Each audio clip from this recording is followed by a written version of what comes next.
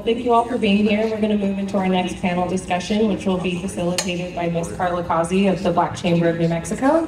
And our esteemed panelists, we have Doug Kraft with Crystal Clear Maintenance, Tana Traylor with Doorman LLC, and Dr. Nia Harris with Urban Oasis Apothecary.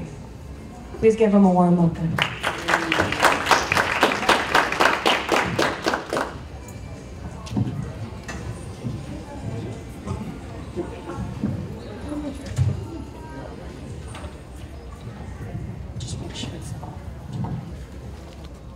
All right, well, it's good to see everybody today, and I apologize ahead of time that I'm not in business attire, but with what I'm doing since 7 o'clock this morning, I can't be, but I will be by the time we do the next session. I will be in business attire.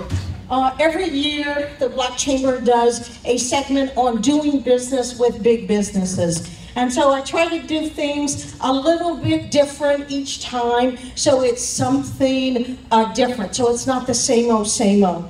So I invited 3 different panelists to come today, and I'm gonna let them introduce themselves. But first we have Douglas Kraft, and Douglas Kraft went through the whole 8A program. So a lot of you have heard about the 8A program with the government. A little tedious to get into it, but once you get into it, you can go from making a couple of $100,000 to a couple of $1 million at a time. And he did so well that he graduated out of the program early because he made so much money. So you're going to hear from Douglas. Next to Douglas is Dr. Nia Harris. Dr. Nia Harris is a pharmacist, but in addition to that, she has now opened her own cannabis business. So she's going to talk to you about all of the trials and everything you have to go through with the cannabis business. And then on the end, we have Tana Traylor. Tana and her husband own a building, and they are certified disabled veteran-owned business. So they're going to talk about what happens and how you get certified and what you have to go through in order to get certified. So we're going to start out now. Mr. Kraft, if you will please introduce yourself, and then we'll go through some questions in a little bit. Okay, I'm Douglas Kraft.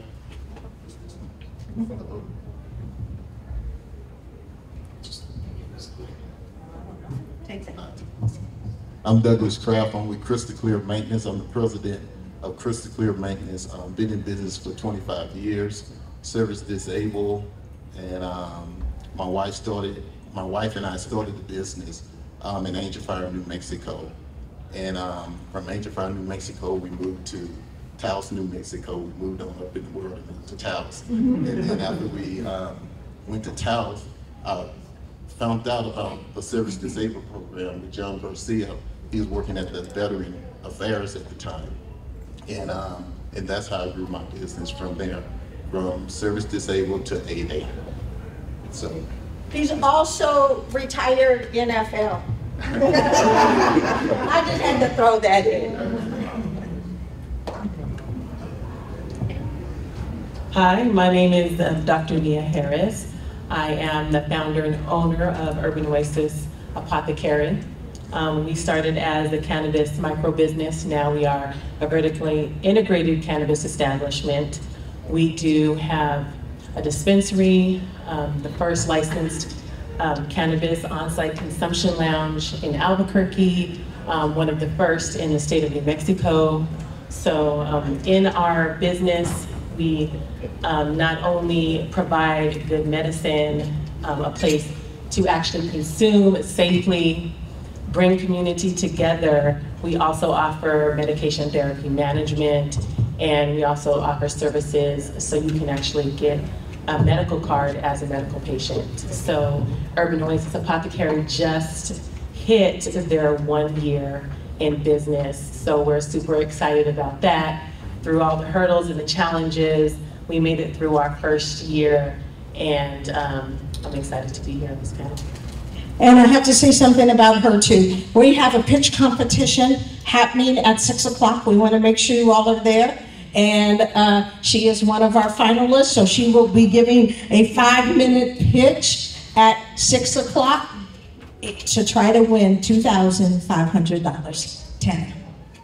My name is Tana Traylor. My husband and I own the company Doorman LLC. We've been in business for 18 years here. We install, service, and repair all interior and exterior doors on residential and commercial properties. We recently got certified as a service disabled pet. Process was long, pretty tedious, but it's good. We have it, and that's it. That's what we do. We service and install doors.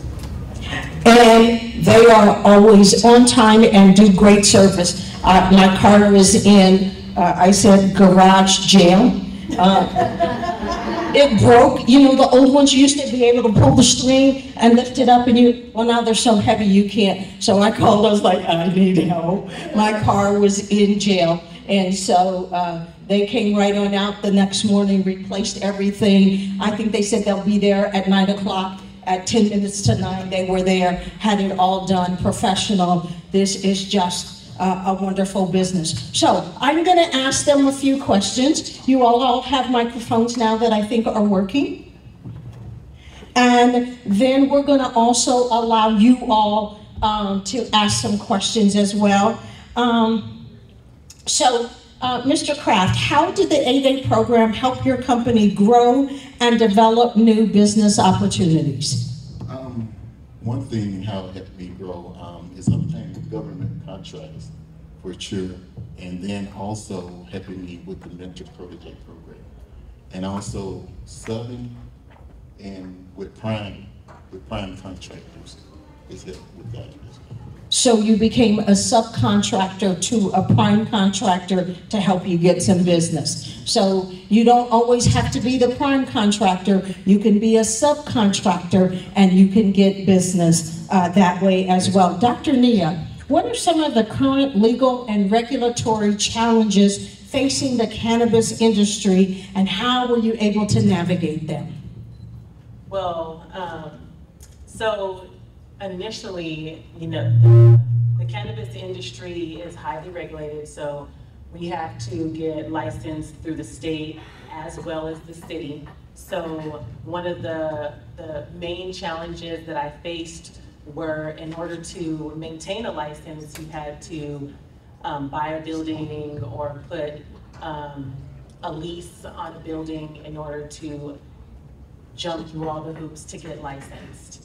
And there's no funding from banks, so the banking is an issue, and therefore working capital and capital is an issue in this industry. It took about a year to fully jump through all the hoops of licensing, whether it be the state licensing, the city, and while you're doing this, you're paying expenses of your mortgage and all the staff if you need it, and the things that you need to do to fully be regulated. So therefore, I think a lot of businesses are challenged with the lack of funding, the banking, the federal regulations, even walking through all of these programs and help that we have for business owners. When you mention cannabis, they're like, "Oh, sorry, can't help you." So those state and regulatory challenges are, they take a long time. And so that security, you need cameras, you need your building, the city, you need a city license. You can't get the state unless you get the city. Now they switched it. So in opening up a year ago, the regulations are constantly changing. So a challenge is staying up on the regulations, because a few months ago, it could be one way and now the regulations have changed. Thank you. Mrs. Traylor, can you talk to us about the challenges and the difficulties going through trying to become a certified business with the federal government? First of all, I would say use your local supporting like Apex regulations. Apex, the New Mexico Black Chamber, because one of our challenges was that we had connected it was a referral with the company. They charged us to get our certification, and they charged us like $5,000 or $6,000. But those services are available when you connect with the chamber. They have, experts who would help you get the certifications, also with Apex, to get your government, like your SAMs and all that stuff set up. But it was extremely challenging because you do all of the work. You have to have your operating agreement. You have to know who owned what percentage of the business, because that's who the certification basically falls under. You have to have your accounting documents together. So if you don't have any, you need to make sure you get it. So get you, QuickBooks or however, you need a CPA or something. You need all of your profit and loss statements and balance sheets, and you have to get all of that information to them. You gather all the work. And it took us it was like 6 to 8 months for us to get our certification.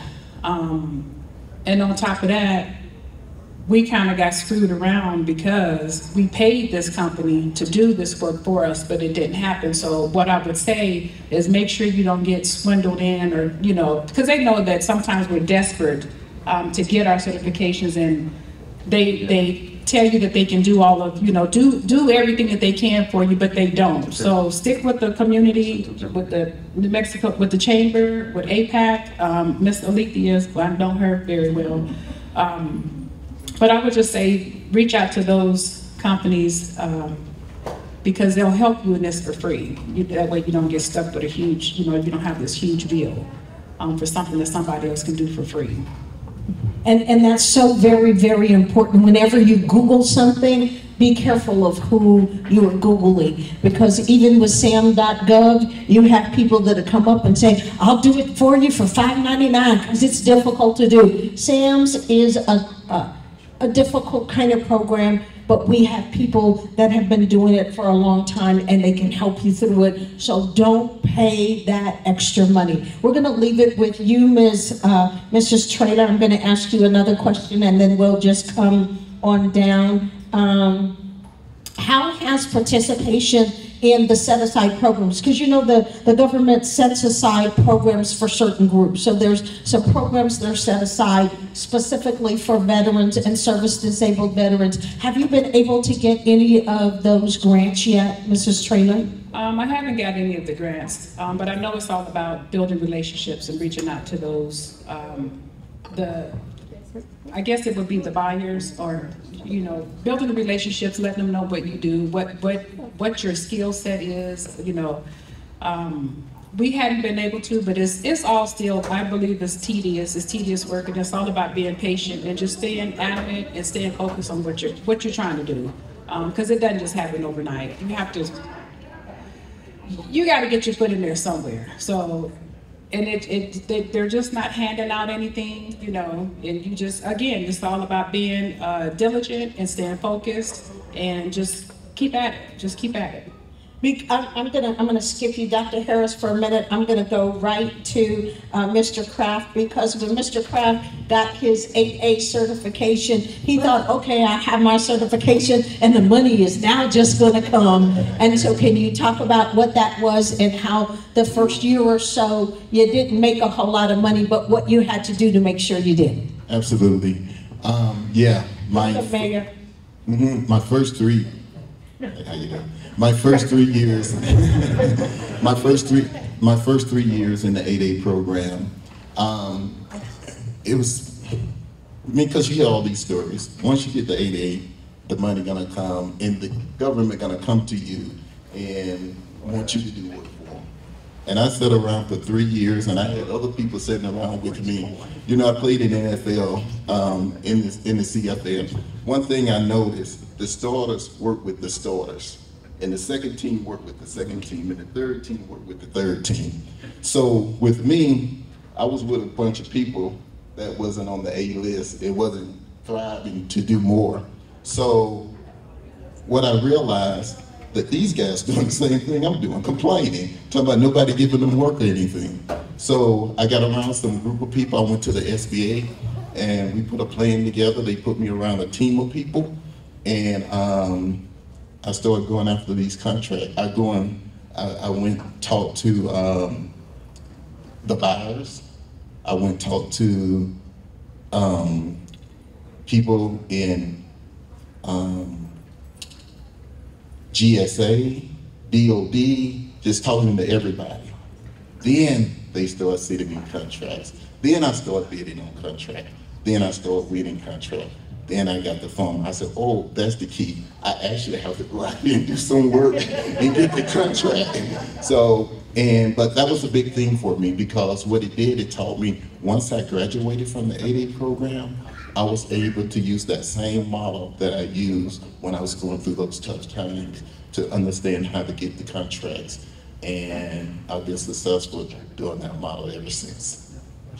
And so you got to do the work. I just wanted to add on stuff. Just at Sandia, I think it's great that 8A, we get that a lot, because I talk to a lot of suppliers and we do a lot of one-on-one, so I really appreciate hearing your perspective of it too, because we kind of get that where suppliers, the first thing that out of their mouth is, I just want to let you know I'm an 8A, I'm 8A certified. Right. I'm like, I don't even know what you're doing yet. Right. You know, like it is great. Like we can do direct set-asides to 8A, and so our buyers love it because it's easier in a sense than competition.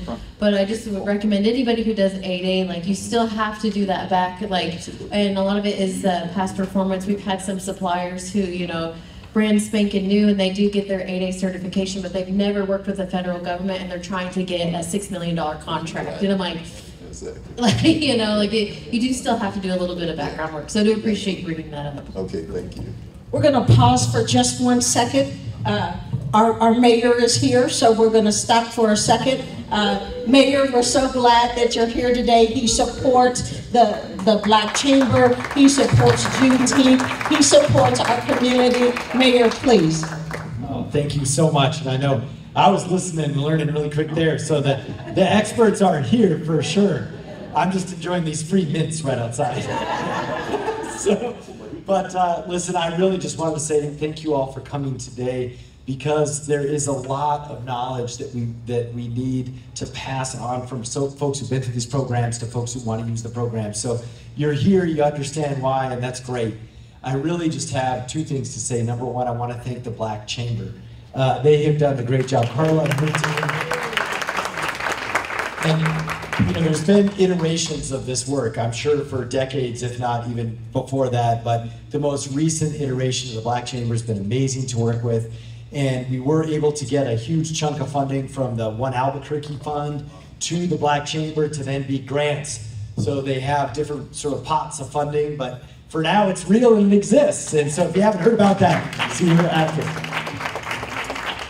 And the second thing is just a request, spread the word for us. I think now what we're finding, because the Black Chamber does so much good work, and even some of the things that our own Office of Equity Inclusion and Black Community Engagement is doing, but a lot of people don't know about it. So you just might be like, hey, I was at this thing at the convention center, it was really cool, like, you know, you should call Karla. Do that for us. Like, that'd be awesome. So with that, I'll hand it back to the experts, and that includes city procurement. I think we've done a lot better, but a long ways to go on city procurement, and we have a set of different preferences, but we know, you know, all that paperwork often excludes, especially communities of color and African-American businesses. So we've worked on that, but between Karla and the city, we certainly want to help, and I know we've at least, I think, tripled the number of vendors that we have, although it's because the number was so low, it was easy to triple. So we went from like 2 to, you know, 6 or something like that. But we want to continue doing it. So with that, I'll hand it back over to the experts, and thank you so much. We appreciate you. And so I want you to know what we're doing is we're building a resource hub on our webpage. And so the city of Albuquerque is also going to give us a one-page sheet, and it's going to be, if you want to do business with the city, this is how you become a vendor, and this is what you need to do. So we're building all of that to make sure that you have those resources. We're going to go back into our program.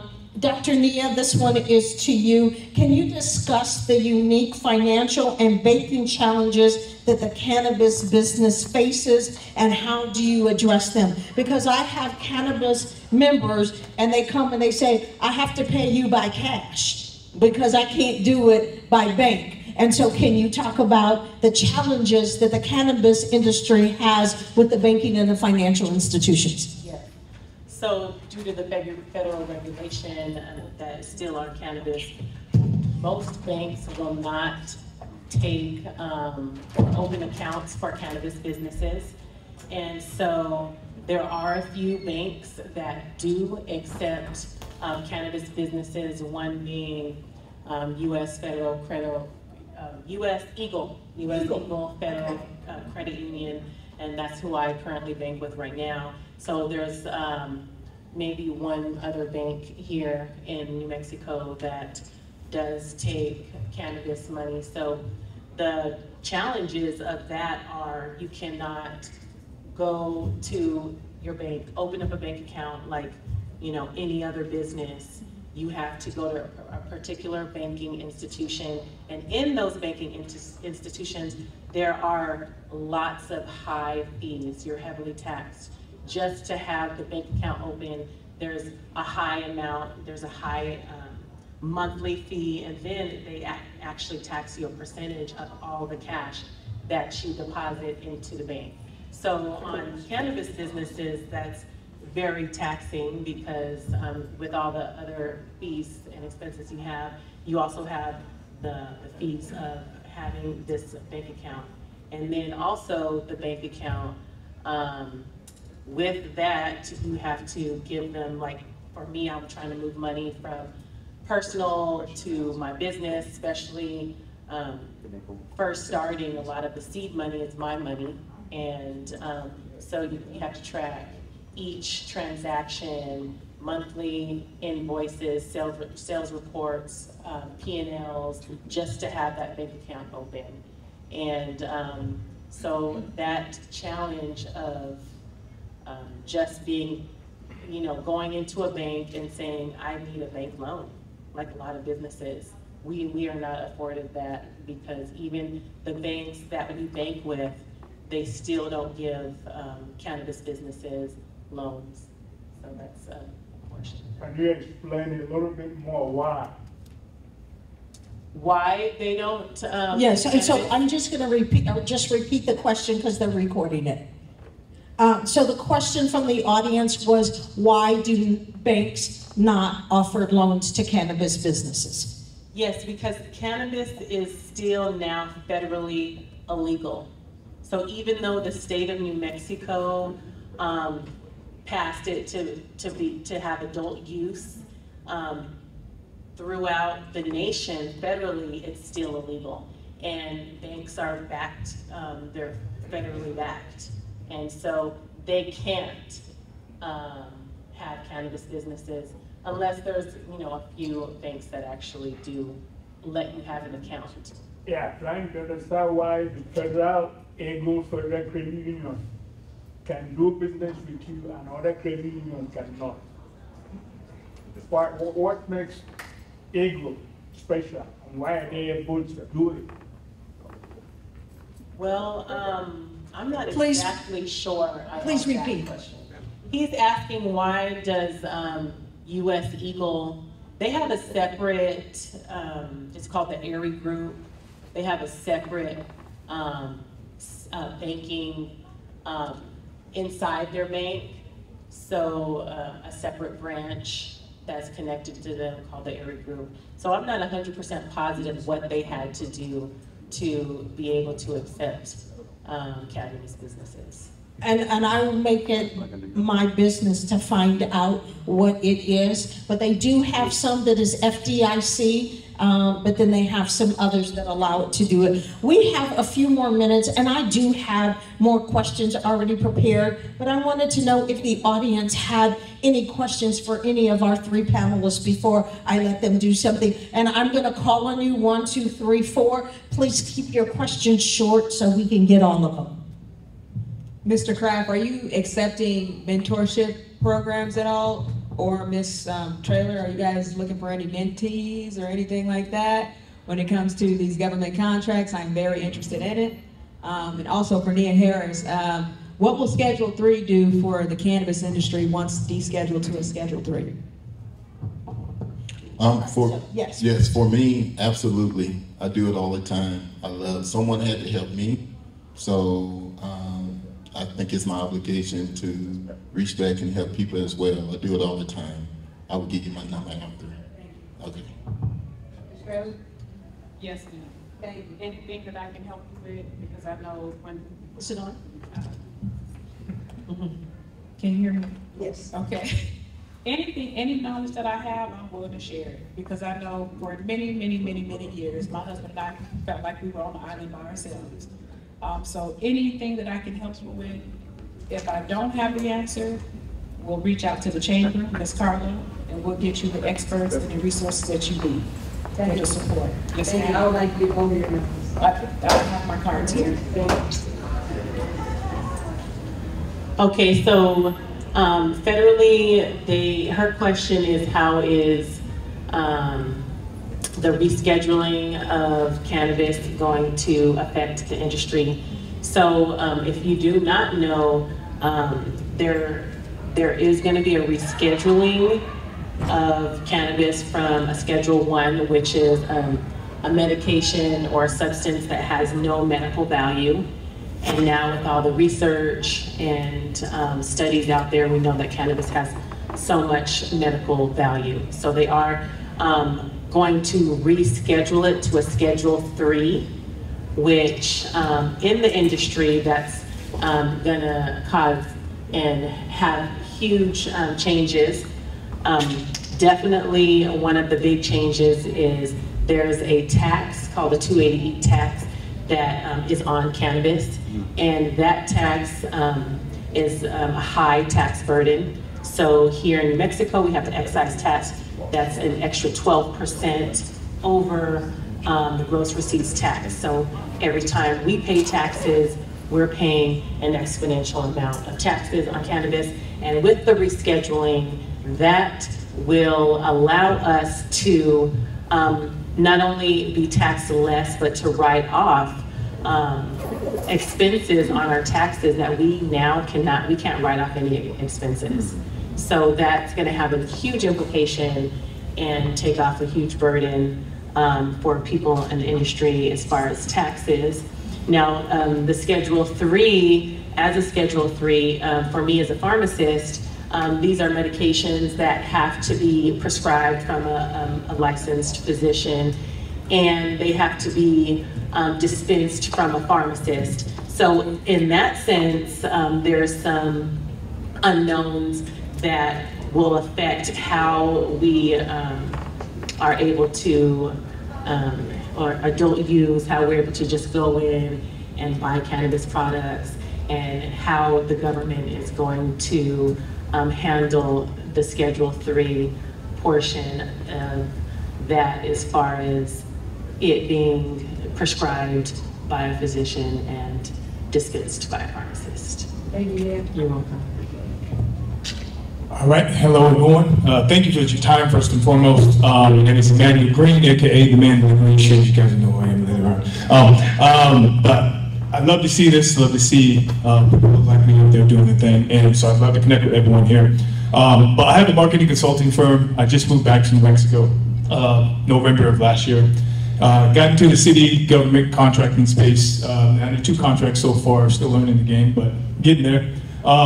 Question to you guys, and this is across the board, how many, if any of you guys, did the minority business enterprise certification, and did it help at all in that process? Or if you don't have it at all, I just wanted to know, because I'm kind of looking at that as another avenue as well, and I don't know if it actually helps us at all. I just wanted to know. No, great question. Does it help? I think it does help. I just got certified maybe 2 weeks ago. But other people that I know that was in it already, it's a good avenue to connect with other business owners, Black business owners as well, and also connect in going after other government contracts with Black business owners. And I just want to say one more thing on that. if you go to our website, there is a Buy Black certification. You can now get certified as a Black-owned business through the U.S. Black Chamber of Commerce. Pretty easy process. It's not too difficult to do, and right now it is still free. We are working very, very closely with the U.S. government to ensure that they're giving some of those contracts to the Black-owned businesses. What we found out when we investigated it on a national level, that 70% of the minority dollars were going to white-owned women businesses because they were considered a minority-owned business. And so because of that, we were able to go through and start fighting. So now you could certify as a Black business, and so we're doing that too. Right now, it is completely free. Go to our website to get certified. Were you going to say something about certification program? No. Okay. I have not certified yet, but I intend to. And I don't think that one's on. So is it on? The ones on the stand should be on now, if you just move it closer. I think he heard me, but I haven't certified, but I do intend to apply for the certification. Please. My name is Makowiti Thomas. My question was going to go to Nia, but it's been partly answered by that answer on rescheduling. But I do know that the roles that you're talking about do cut across the board, and they snowball, because I had a client who wanted life insurance, and the insurance wouldn't allow him to pay with cannabis money, even though that's his business. So he couldn't get insured because he couldn't prove that this money is not coming from cannabis. And the insurance companies think that's drug money because that's what the federal regulations say, and he couldn't do that. So I think the rescheduling might help, but I was wondering, do you think it would help? Are you, for example, able right now to use your own funds to, say, get health insurance, life insurance, and so on? Yes, I haven't had an issue getting my personal life insurance, health insurance, car insurance. I haven't had any problems, but I try to separate my business with my personal, and I also do have a W-2 because I still am in clinical practice as well. So I don't know if that's a difference if they ask for your finances. So if it was just cannabis, that's all he could produce, I can see how that could be an issue. But there are insurance companies that insure cannabis businesses, insure your building. As far as health and personal, I have not encountered that. So if that person did have an issue, I would suggest that they separate their personal banking, their personal life from their business, if possible. Hi, my question is for Dr. Harris.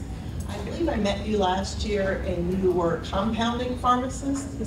Was that a business that you had? Different one. Different, okay. So as a pharmacist with your background, are you finding in cannabis that there are specific strains that would be helpful medically, for example, like appetite suppressant or appetite enhancement, like for cancer patients, or migraine or pain treatments? Are there actually strains there in that field? Oh, definitely. I work with another nurse practitioner, and we see patients and do medical cards. And so in that, I come across on a daily basis either patients coming there's 30 approved medical conditions for a medical marijuana card, one being PTSD, opioid use disorder, depression, pain management, so insomnia. So on a regular basis, people are coming and they have conditions that aren't being relieved with traditional medicine, and they come to use cannabis for some of these conditions. So there are specific strains that people use, and with any medication, it's patient specific. And so a lot of times people say, I want to use a specific strain, such as the indica, and that helps me sleep. Or I want to use a sativa because that gives me energy. Or, we have tinctures and oils and salves that people use for different aches and pains. So 100% I do see patients that use cannabis to help relieve, different ailments that they have. Yeah, and I'm not, claiming that it treats or cures anything. Just like medicine, you have to, as an individual, take what is going to help you relieve pain. So just real quick, one of the reasons why I got into it is, I don't know if you guys know, but the US is in an opioid epidemic. And so hundreds of thousands of people yearly are dying of opioid overdose. And so cannabis is helping these patients that use it for pain. And I come across many patients that they were using an exponential amount of pain medications, and cannabis helps to reduce that. And so I think that this medicine, plant medicine, is just amazing. And now with the endocannabinoid system and the more research that will be done with the rescheduling of cannabis, now there's a lot of research that can't be done because it's federally illegal, and that will cause different government agencies to be able to do research, and we're going to discover a lot more. Thank you all so much. This is a question for all three. We will start with Mr. Kraft. What are your long-term goals and strategies for growth? If you'll pass one of those mics to him. What are some of your long-term goals and strategies to continue to grow your business, whether it be through set-asides, whether it be through any of those things? What are some of your goals and strategies that might be able to be something that the rest of them could do as well? This is going to be the question for all three of you. Mr. Kraft. Hello. Oh, you hear me? One of the things, especially for me, that I learned through the years, that I may be a janitorial provider, but once the government see that you're I'm gonna just speak for me, janitorial provider. Before you know it, I was in landscaping, I was in tree service, I was in technology, I was in construction. So the more diverse that you are, the better, because you're able to go in different sectors and do different things. And a person like me, if you ask me, can you do this? I'm gonna say yes every time, and then I'm gonna figure it out later. How can I do this and bring a team together and make it be successful? Because one thing with the federal government, if they give you a project, you have to come through.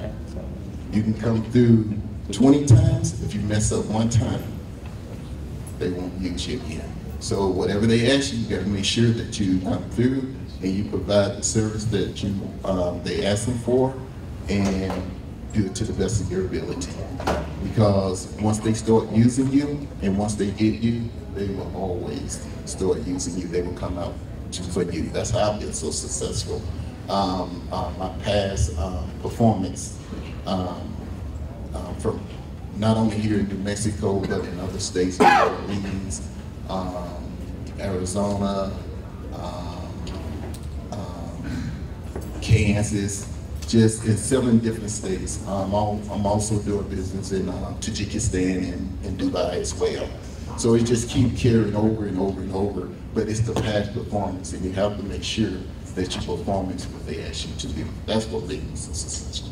And I just want you to know he's on our grant committee, So this is one of our committee members that is going to be making decisions on grants for, and right now, as the mayor mentioned, it's only for the city of Albuquerque. Your business has to be registered in the city of Albuquerque and have to be at least 51% Black owned. I am working to try to find dollars so that we can do it statewide, but right now, it's only Albuquerque. But he is one of the members of that team, and they're meeting weekly to pull everything together to make sure we have something. Our goal is not to tell you no. It may be not yet. Go back. You need to finish these documents first. But this is the type of caliber of people we are putting on our teams to make sure that you get the best information. So you're interested in AA, you're interested in global. Well, we have people on our team. We have another gentleman on our team that has 16 businesses all across the world. And I actually met with them when I was in Dubai last year. And so it's great. On to you, Dr. Harris. Growth and strategies. Yeah. Well, for me, like I said earlier, my business started as a cannabis micro business. For growth and strategy, I think you definitely, in any industry, but in the cannabis industry, it's good to be diverse. So as now a vertically integrated cannabis establishment, not only our goal is to continue to grow with our dispensary, but also to open up. Right now we're starting our manufacturing, and our goal is to start cultivating as well, so we can develop our own products and put our own products out there, and different medicine, and grow our own plants. So to be vertically integrated is to go from seed to sale. So we will grow, we will manufacture our own products, as well as we will sell it. So that's one of the goals, and continue to, as far as getting contracts, Urban Oasis was one of the few people in the state of New Mexico to get the cannabis loan with the New Mexico Finance Authority. So that's one of the things that we secured. And so the cannabis industry does not have very much funding, but the state of New Mexico did set aside some funding for cannabis businesses, and so we were one of those. And socially, we would like to give back to the community. That's one of the things that we are all about, is building up the community. We do have a lot of community events. It is in the cannabis industry, less than 1% of the cannabis industry is owned by African Americans or businesses of color. So that's one of the things that we want to establish and grow wealth within our industry, as people who have been marginalized for cannabis use, and now it's hard for us to open up businesses and secure businesses due to access and funding. So that's one of the things that we wanted to do, is be here and represent us in this business. Thank you. Mrs. Traylor, same question. What are you doing for growth and strategies for growth to expand and continue to be economically sustainable? So our plan is to just sew it up in New Mexico. I don't know if you know what that means, but we want to sew it up. So sew it up in New Mexico, and then we expand from state to state from that point. Our goal is to, we want the business to be, I'm trying to leave a legacy. We're trying to leave a legacy for our kids. So I want our kids to have jobs, my grandkids to have jobs. I also want to give back to the community. And I'm not just looking for, we don't just want just African American people. We want diverse. We want people that are willing to learn and willing to grow with us. As New Mexico grows, the doorman will grow with New Mexico. So growth, that's what growth is. And I can tell you that they started out just doing doors, but now you do windows as well, and they're doing a whole lot of things. So I think I heard it from several of them. Don't just lock yourself into one little thing. Make sure that you're willing to look and to expand. We're going to be closing up here in just a minute, but I wanted to leave this time for each of you, if there's some last words that you wanted to leave with the audience, to help the audience of small businesses to know how they can become or how they can maintain their economic stability. First thing come to mind with me is the SBA, Small Business Administration. They have a lot of resources there. They have a lot of financial help, a lot of people that can help you there. That's where I got my start with the SBA, and they helped me along so much. If I didn't have an answer to the question, I can go to the SBA and they would give it to me. And then they'll connect me to someone. If they didn't have the answer, they'll connect me to someone who did have the answer. And then they will partner me up with someone that was successful in what I was trying to do. And then that's how I grew from there. And of course, if you get into something, never ever give up.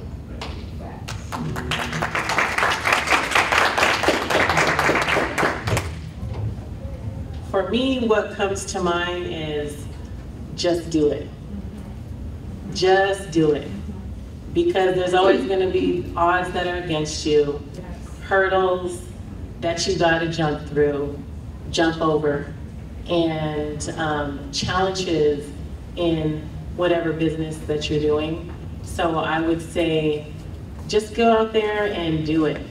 And take the leap of faith, even if you feel like you don't know as much as you think you know, or you don't know as much as you should, or you're scared to open your business, and you know, if you don't have enough funds or there's not enough money, just start where you can and just open it up. And I think that it's just really important not to have fear, but to just persevere in whatever you would like to do. And that's my main thing. Thank you.